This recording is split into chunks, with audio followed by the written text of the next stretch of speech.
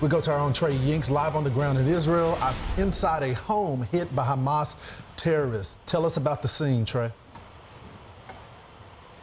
Yeah, guys, good morning. Right now, we are with the Israeli military in one of the communities that is very close to the Gaza border, less than a mile away. We could look into Gaza and watch as the Israelis were hitting specific buildings. I want to show you the scene inside this house, one of the first communities to be massacred last weekend. I'm not going to give you the name for security purposes. We'll talk about that more later, but I do need to warn our viewers, if you're watching right now, what I'm about to show you is the reality of war, but it is incredibly graphic. So please, viewer discretion is advised. This is a mamad, a shelter where people were hiding from those militants when they crossed the border just last weekend.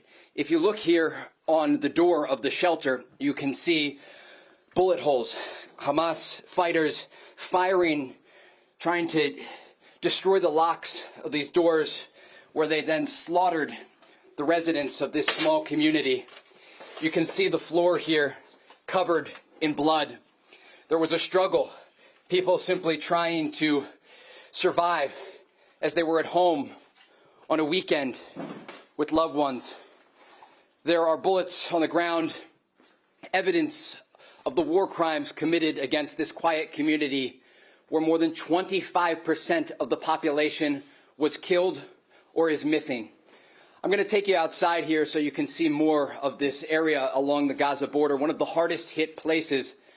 It's now controlled by the Israeli army, but that fighting continues in the distance. I want to give you an update on the southern front here. Last night, Israeli Prime Minister Benjamin Netanyahu met with his war cabinet in Tel Aviv, understanding that the ground operation is likely just hours, possibly days away. President Biden visiting here yesterday, giving the green light to the Israelis to move forward with that operation. As you mentioned, the northern border remains very active this morning. The Israeli army telling us today that anti-tank guided missiles were fired into northern Israel, and the Israelis are already responding with airstrikes in southern Lebanon. Guys, back to you. Trey, I mean, my goodness. It's hard to watch, but we all need to tell the story. We need to see the story, because you have these pro-Palestinian marches where they're saying this doesn't happen. But to see all that blood on the ground, no telling what happened in that hallway just 12 days ago. You see their decorations up on the walls. A family lived there, totally ambushed in the middle of darkness of night. Do you know what happened to them? And was that a bedroom? That's a shelter room. It had a window in it. So I was confused by that. Was that a bedroom or was that a shelter? So that was a bomb shelter. It's a reinforced room that every house in this community has. And it's supposed to be the only safe location for a family when there's an infiltration alert or rocket sirens sounding. They were locked inside, and you could see those bullet holes. I want to show you the scene here, though, of the house next door, because it tells a story, a horrific story, when families were able to keep the door closed. And we've heard so many stories of people just holding the doors shut as militants fired on them, when they were able to survive that initial attempted breach by Hamas. These fighters burned down the homes with people inside, and their neighbors. That's the case here. This house is totally charred, just the remains. I want to tell you a story, again, that we spoke about earlier in the week. Our engineer for Fox, his brother lived in this community and was home when the massacre took place. And that's exactly what happened to his house. They were inside of a shelter. These militants fired on the door, and when they were unable to breach the door, they burnt down the house. And just by a miracle, by pure chance, his brother and his brother's wife survived. And we actually saw their home here in this community, and there is nothing left. It looks just like a pile of charred remains. And that was just one piece of hope amid this horrific story. But again, 25% of the population is dead or missing in this area, this small community along the border that was known for its agriculture and making paint. These were not soldiers. These were not combatants. And for the people who are in the streets of America saying that this didn't happen, I ask that they believe their eyes, because we are showing you these images live. The blood on the floor, the bullet holes in the sides of shelters. These people were slaughtered. They were massacred in their homes. and they are so close to Gaza, and we will bring you these images later. We have to be careful with the security concerns right now because we've still heard gunfire in the distance, and we've seen the airstrikes, but our camera's capturing as the Israelis are hitting Hamas positions inside Gaza. And we are so close, just to give you a sense of where we are, we can see individual buildings inside the strip where Hamas fighters are located, and the Israelis are preparing for those orders to enter. Guys? Trey, if you could take a moment, and you've been doing this for a while, and you've been to a multitude of scenes, and we hate to compare, but why is this one so much different than some of the other war zones that you've been in? This is so different because of the timing. The timing and just how unexpected these executions were. People were resting on a Saturday. They were at home with their loved ones. And in moments, these militants entered their community and started firing on their houses, on their loved ones. And so, as it compares, it has to do with the timing, because it was so unexpected. People had nowhere to hide. They had nowhere to run. They sheltered in place. And we have heard so many stories. You hear in the distance there one of those explosions from an airstrike in Gaza. But we've heard so many stories of bravery. And we should talk about those stories, because people grabbed whatever weapons they had and they simply fired what they could.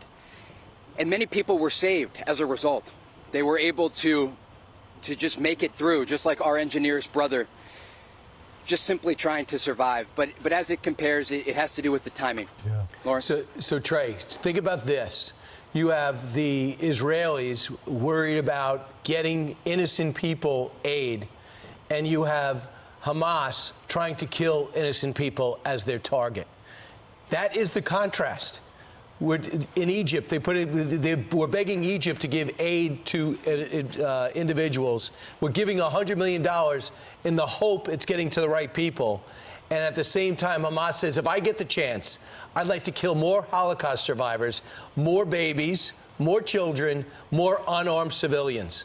That is the different approach to this, which I think people around the world are not understanding. They're not, and we should talk about this. The Israelis have warned so many civilians to head south and get out of Gaza, despite some of the misinformation. I do want to show you something here, guys, because this is a moment that or just on live television here, and they're pointing out to me. I did not know this was the exact house, but now that we're on the other side, I see it is. This is the home of the brother of our engineer from Fox, and I just want you to look at the scene for a second. Yeah. Trey, he was in the bomb shelter there, and they set the house on fire. Was the bomb shelter fireproof? Is that how he survived? How did he get out? He waited there for 16 hours, and during that time, there was no information. Remember, we were one of the first teams in the South as this massacre was taking place. And our engineer, Yoav, he's a professional, and so he, rather than stay home, he showed up to work so he could let the world know what was happening here and help our team as we got this story out and these images out in the early hours of this massacre. But I just want to take you through what it was like while he was there. What this is Yoav. When you see this, what does it feel like? Horrible. I'm just trying to think what's happened to them, being in the safe room, no communication because they didn't have their phone with them. When the sirens start, they just run from bed into the shelter. Usually it's mortars and missiles that hitting the community. No one was except this one.